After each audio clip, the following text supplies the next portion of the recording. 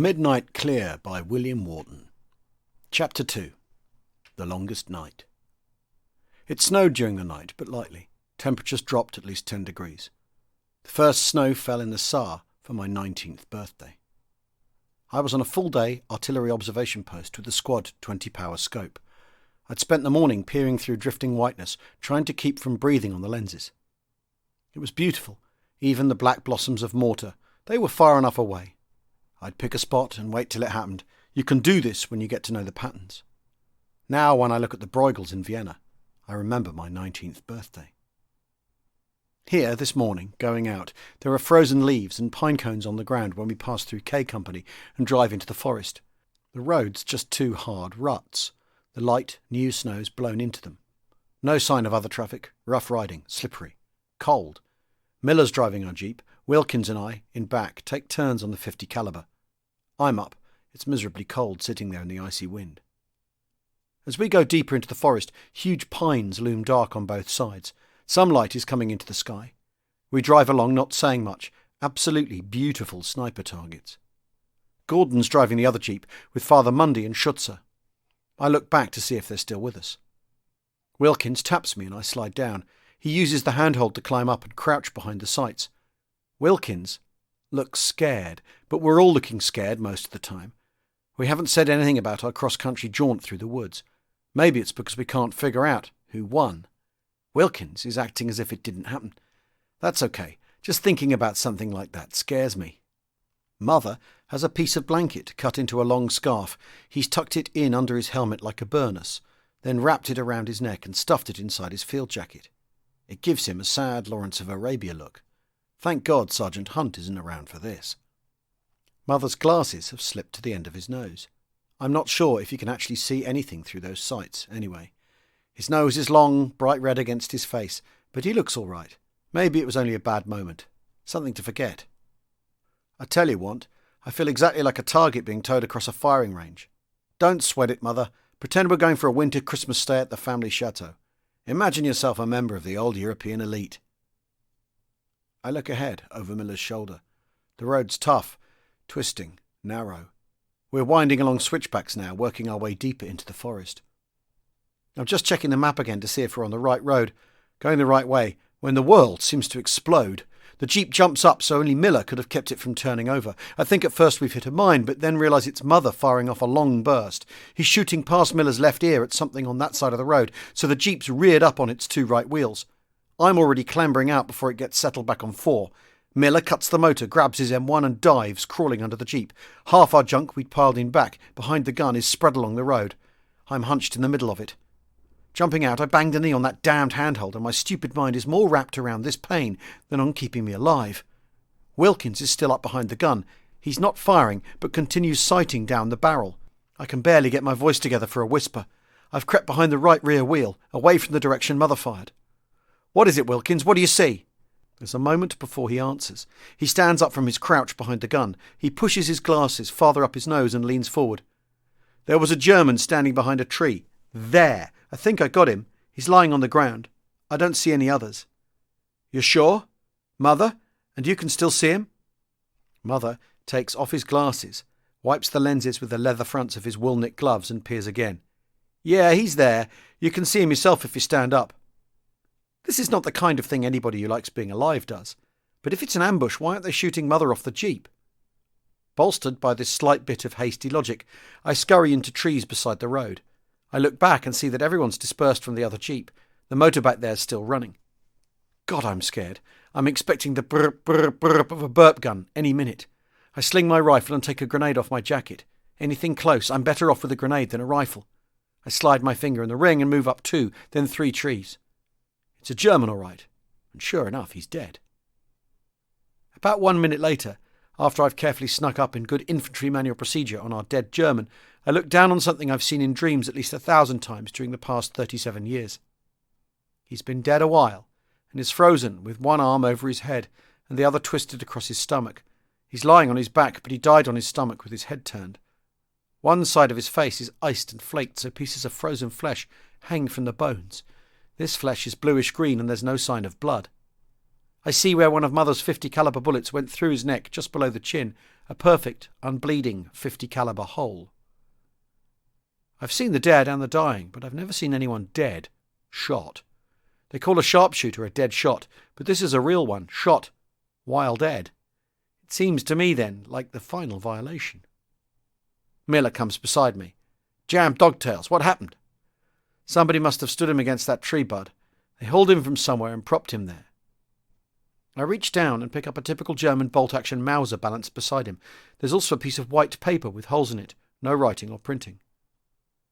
They maybe even had this rifle balanced on his hands, sticking out, leaning against the tree. That's what Mother saw. Except for Wilkins, the rest of the squad's drifting over now. Boy, am I ever the great leader. Come on, everybody, let's bunch together so we can be mowed down easily. Wow. Father Mundy kneels by the German. He tries closing the one open eye with his thumb like a real priest, but it's frozen open. The other eye is only goo, frozen goo. Father pulls off his glove, jams his thumb into the bolt of his M1 and rubs it around. Then he makes little crosses on what's left of the German's face, his forehead, his eye, his ear, and his lips, then the backs of the stiff, decaying hands. He's mumbling prayers to himself in Latin. I kneel down on one knee beside him, as much to keep from keeling over as anything. That is an extreme unction you're doing there, is it, Mundy? I thought you had to be alive to get it, and a priest to give it. Mundy stands up slowly, still praying.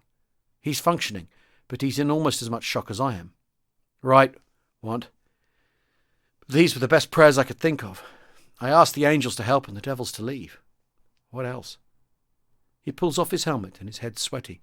We start moving back to the jeeps. Mother Wilkins, like the only good soldier in the pack, is still sitting up there behind the 50 caliber covering us. Mundy reaches into his helmet liner and pulls out a wad of toilet paper.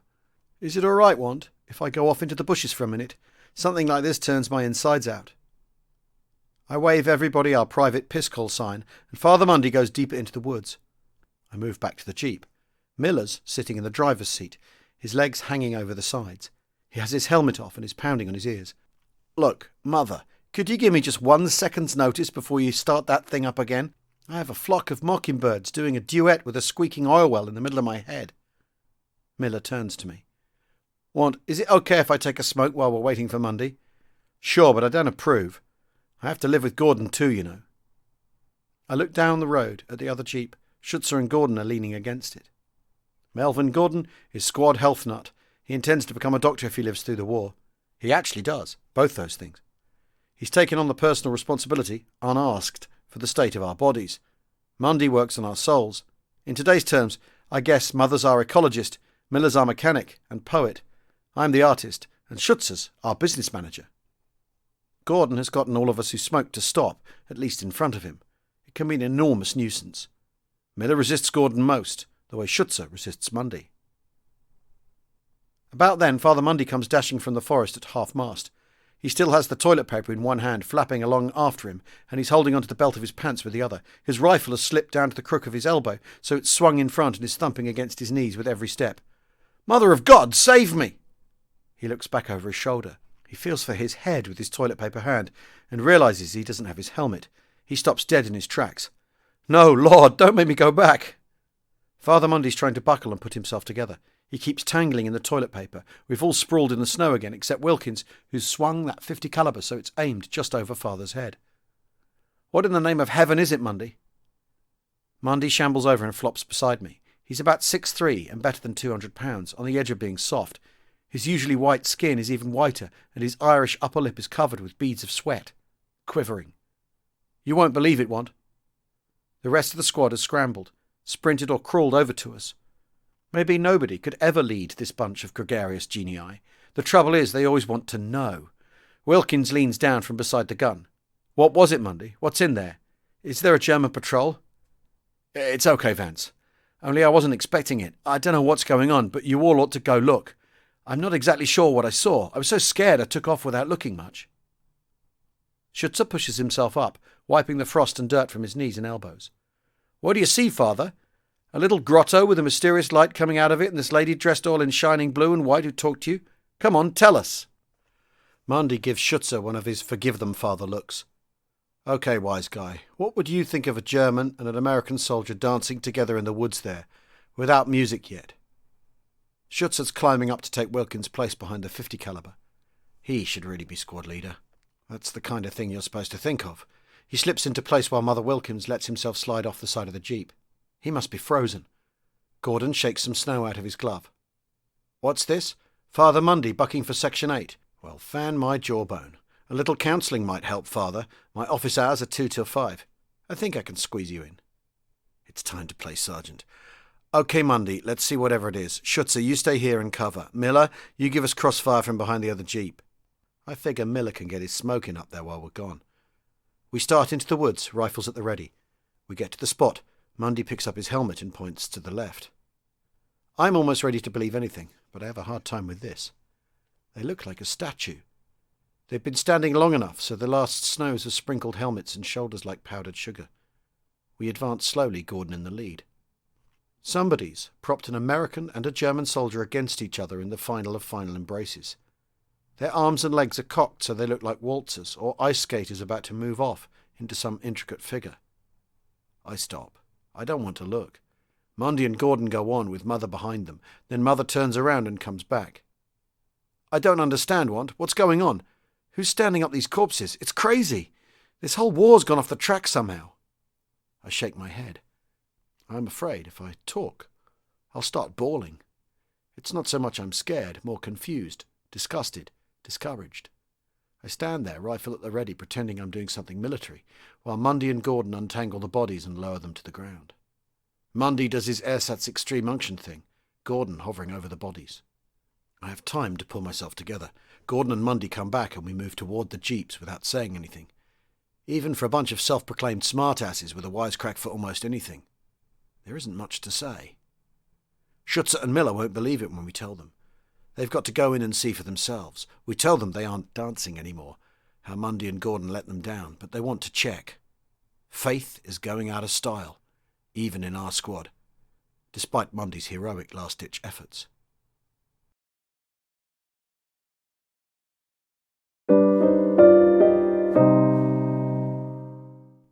We get the rations, grenades, camouflage suits and other junk, including 12 mini chess sets, packed tight in the jeep.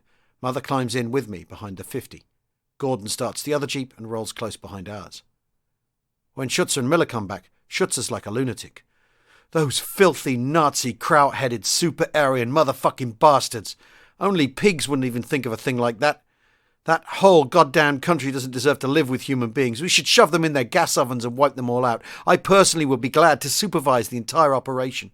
And don't give me any crap, Mundy. You tell me why anybody do something like that to anybody else. What kind of God lets things like that happen? Mundy's sitting in the other jeep. He's quiet. Then he looks at Schutzer climbing in beside him. Yes, it's a terrible thing, Stan. A horrible way to treat the temple of the Holy Ghost, even if the immortal soul has departed.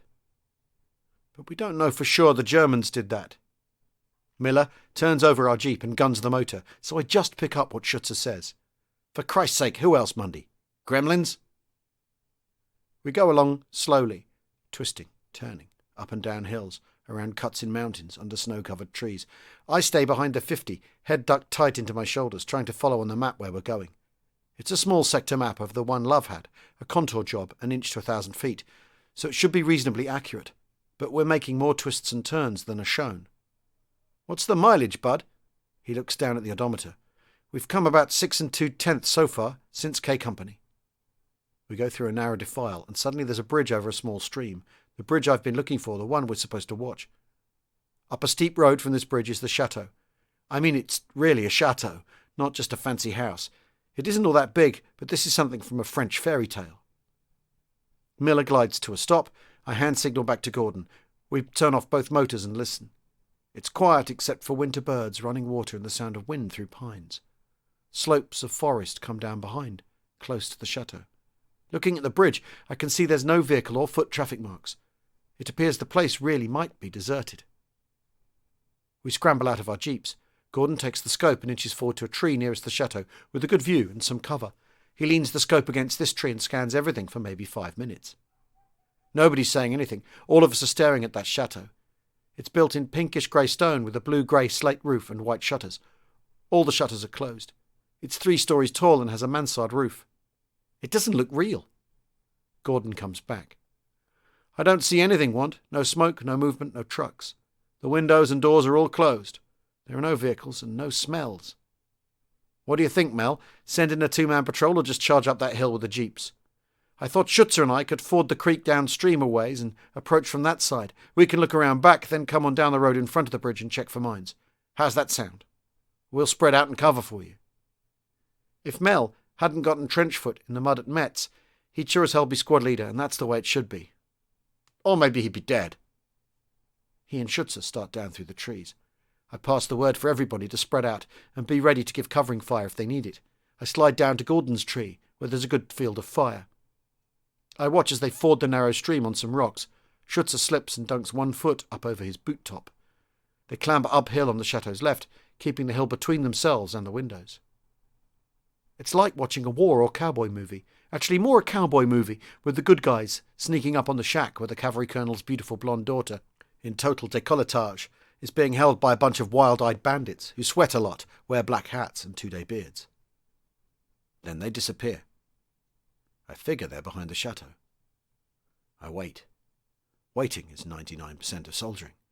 Sometimes it's only waiting for chow. Sometimes it's waiting like this. But definitely, too much waiting. Then Schutzer comes around the other side of the chateau. He leans forward and peers through one of the shutters. Gordon slinks along behind him and is swinging his head back and forth like some bird dog trying to pick up a scent.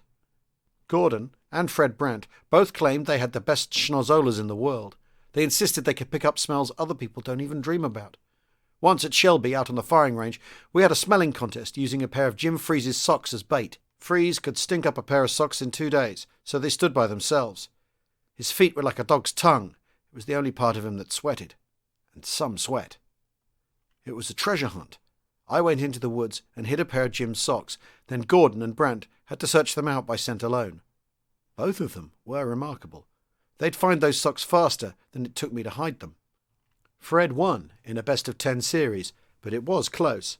I think the difference was mostly a matter of luck with the wind. Now Mel has it to himself. We called him Mel the Smell for a while there, but he objected to the double meaning. Actually, Mel's on the neat side, not in a class with Wilkins, but way ahead of me on most of the squad, even Murray. Gordon and Schutzer start down the hill. They both take a side and are peering carefully at the steep road. Once Schutzer leans and carefully scratches at a spot with the tip of his bayonet. They cross the bridge, then the road on our side of the bridge, and come up toward us. I step out from behind my tree. How'd it go? Schutzer sits on the ground beside me. Nobody home. Looks like nobody's been there for a while either. Gordon hands me back the scope. I should have asked for it before they left. Chalk off another 2 points. Can't see what's inside. There are curtains or drapes inside the shutters. I checked the doors and there's no signs of booby traps. It looks as if we got ourselves a chateau.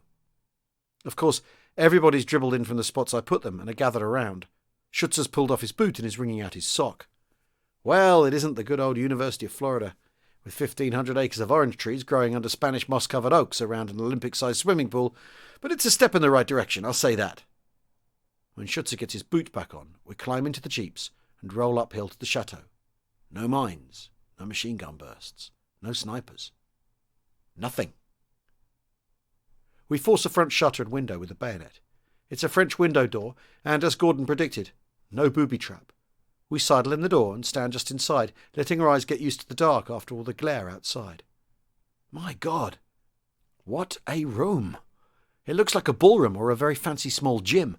There are parquet floors, and on one end is a gigantic fireplace, big enough to walk into. Long, golden damask curtains go from floor to ceiling over the windows. The windows must be 15 feet high. Everybody files in, so we're all standing there staring.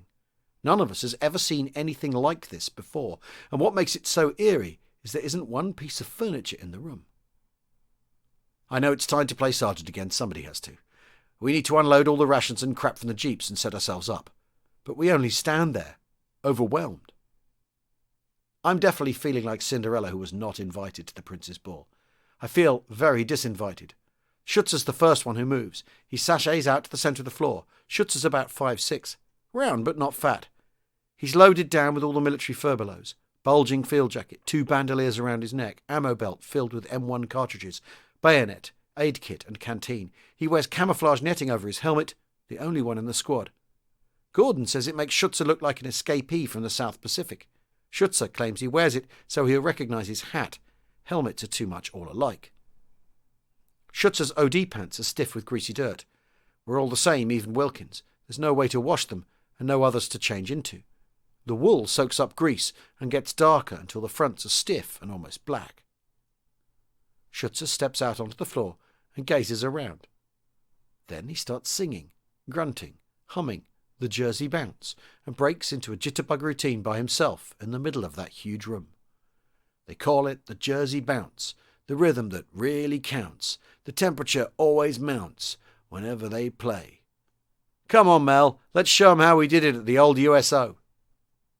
Gordon comes out, rifle slung on his shoulder. He starts dancing with Schutzer. The two of them, bayonets clanking, canteens bouncing, bandoliers swinging, try some of the classic hand-over-head jitterbug manoeuvres, but their rifles get in the way. I watch those crazies, working it out in the middle of the Ardennes, and I remember Shelby. In those last days, when we finally believed they really were going to ship the 8010th Division overseas, we went into a mild state of panic. Schutzer insisted this was proof that, despite all the propaganda, we were losing the war. Sending this outfit to fight anybody must be a desperate last resort. But the thing bothering us most is that in our squad, with the exception of Wilkins, we're all virgins, 11 unwilling, unready to die virgins. I don't know if all this virginity was a normal factor of the times, or if there's some negative correlation between sexual precocity and what we call intelligence. Maybe it was only an accident of space and time. Who knows? We'd spend evenings trying to coax details out of Wilkins. His wife was in town, and he'd do anything to make sure he got his weekend pass. If his KP or guard duty happened to fall on a Saturday or Sunday, we were all willing to jump in and sub for him at vicarious pleasure. None of us ever met Linda, but we all knew her, in a sick, sex-hungry, biblical sense. We all knew her. Of course, Mother was very reluctant. He wasn't about to satisfy our puerile salaciousness. To all our entreaties, questions about how often and how much, his only reply was a sly smile and bashful, "Oh, it isn't like that at all," or, "You guys are sex maniacs." So, it got to be less than 3 weeks before shipping out. I think it was Murray who came up with the idea, or maybe it was Schutzer. 4 of us managed a weekend pass and headed into town to hunt a nice, complacent whore who could put us out of our misery, initiate us into the rights of manhood, emancipate us from the lonely compassion of our 5-fingered widows. Altogether, we had $50. 10 was for a room at the Jefferson Hotel. This was for 2, but we knew a back way to sneak in the others. It was Gordon, Schutzer, Murray and I. We figured any more would be some kind of gangbang, and we had more romantic aspirations. The rest of our money was to go into the investment and a bottle of bourbon. $40 was a lot of money in those days. There was much speculation and discussion on the kind of woman. I think each of us was scared we'd get involved with a real woman and wouldn't be able to manage it. We agreed pure chance, not game skills, would decide the pecker order, so we matched coins. Murray won, Schutzer second, me for sloppy thirds, and Gordon on the tail end. Think of that, a quadruple pun. We settled into the hotel. Gordon and Schutzer had been nominated for the search, the recon part. We knew better than to hustle girls at the USO. We'd all tried that at one time or another, but the forces of morality were greater than our tactical skills. The B-girls in the bars were generally too much for us. None of us could make the grade with the genuine soldier town whore, and none of us was willing to get a case of clap or sif. We were well conditioned by the US Army VD films. These films of festering mouth and cocksores were usually shown just before chow. Thank God they were in black and white. Maury was convinced they showed them when the quartermasters were running short on chow allotment. Jim Freeze insisted it was only a priori population control. The war was, by common consent, ex post facto birth control. Probably what we wanted was some girl who would resemble the girl we took or wished to be taken to our high school prom. Maury and I knew we could never make any kind of approach under any conditions. I personally had decided to sacrifice my contribution to the cause if it looked impossible. I don't know what I actually thought could bring together my absurd romantic notions with what seemed then my pressing physical demand. Gordon and Schutzer left the hotel all slicked up. They were wearing fresh underwear, had rubbed in enough mum to make a smeary mess in their armpit hairs, splashed themselves with aftershave lotion. It was early summer and muggy hot in Mississippi. Maury and I had decided to enjoy the privacy of the room. We each had a book from the post library. We stripped to our skivvies and jumped into the beds. We luxuriated in the quiet. It was accented by the sound of a huge long-bladed wooden fan hung from the ceiling rotating slowly. In turn and on schedule, we took baths, timing ourselves as the water heater recuperated. It was a fine evening, and a great contrast to the streets outside roiling with other soldiers, MPs on the prowl and glaring townspeople. The feeling of civilians in Shelby seemed to be, what the hell are you doing here when you should be out there fighting Nazis and Japs? It's past midnight when Schutzer and Gordon come back. I'm asleep. I'm sure Murray is too. After the baths and the quiet reading, I'm not even nervous anymore. I'm convinced Schutzer and Gordon aren't going to find anybody anyway. But they have. I sneak into the room and a young girl comes in with them. I can't believe it. I sit up in bed and look over at Murray. He's sitting up too, his OD undershirt dark olive drab against the sheets. The girl fulfills my wildest dreams. She can't be much more than 20, and she's beautiful. Schutzer and Gordon are giggling nervously. It must have been some fun smuggling this girl through town and up these hotel back stairs at this time of night. After the last bus has gone back to camp, the whole area swarms with MPs. The girl's standing just inside the door, smiling at us. I know right then I won't be able to go through with it. I'm glad I'm third down the line. It doesn't seem possible. It's happening, but it is. It's about here I realise Schutzer and Gordon have been drinking, probably trying to boost their flagging nerve. Gordon has a bottle in a paper bag. It turns out our bottle of bourbon is almost a third down already. None of us is much at drinking. In fact, we class drinking, along with cussing, as army pseudo-heroics to be avoided. With nothing said, I slip from my bed. I'm embarrassed wearing only GI underwear, large unbuttoned slit in front like the back of a hospital gown. I scurry into the bathroom. Gordon and Schutzer come in after me. Schutzer's picked up the pillows from one bed on his way in. He locks the door behind him. We might as well make ourselves comfortable. Never know how long a guy like Murray's going to take. Schutzer's playing big shot, but his hands are shaking and he's sweat through his suntans under the arms and in the small of his back. Gordon sits on the toilet with the seat down. He slides one pillow under him. I climb into the bathtub and tuck a pillow behind my neck. The tub's ice cold and hard. I get out and start filling it. Who knows when I'll have a real bathtub to use again? Besides, if I'm going to be awake at 1 o'clock in the morning, might as well be doing something. I finished my book. Schutzer looks at his watch, pulls out a cigar and tries to light up. Gordon glances at him disgustedly. Schutzer starts undoing the buttons on his shirt. You know, she says she's doing this for nothing. Anything for the boys overseas, or almost overseas anyhow. He pulls off his sweaty shirt. Want, you wouldn't believe it. We went into every bar and joint, up and down every creepy dark street, arguing all the way. When we'd finally agree on one, the price would be something astronomical like $20 a throw, no cut rate for groups. He drops his shirt on the floor and looks into the mirror over the sink. He squeezes a pimple under his ear. He tries to light his cigar again. He doesn't even know enough about cigars to trim it. You mind getting off the toilet for a minute, Gordon? I got to take a piss. Mel stands with his pillow clutched against his chest. Schutzer lifts the lid, pulls out but can't do anything. He stands there looking down, puffing on his uncut cigar, trying to keep it lit. We're quiet. We can hear Murray and the girl talking in the other room, but can't hear what they're saying. Schutzer buttons up and looks at his watch again. He undoes his pants and slips them off. Might as well be ready. Never know how long old Murray Margolis is going to take. Might come right off without knowing it. No sense wasting time. He sniffs his armpits, then takes some aftershave lotion from his toilet kit and rubs it in. I try the water in my tub. Too hot. I turn on some cold. We just bought the bourbon and had almost given up when we found this girl. We were all the way down by the Greyhound depot. She was in there sitting on one of the wooden benches. Gordon here goes over and starts talking to her. Before we know it, we're telling her about how we've been doing all night, how we're looking for a whore to defoliate 4 overripe virgins. We're laughing, and then right there, out of the blue, she volunteers to come back with us. God, you never know. I thought she was kidding, but she's serious, and it isn't costing us a dime. Gordon sits down on the toilet seat again. The tub's full to overflow, so I turn off the water, ease myself in. Stan, I have a rubber and a pro kit you can use if you want. I have my own. Don't worry me, Want. You're getting as bad as Wilkins. He searches the pack out of his pants on the floor. I'm glad I said it. Schutzer starts pacing. That is, if you can really pace in a hotel bathroom with 2 other people.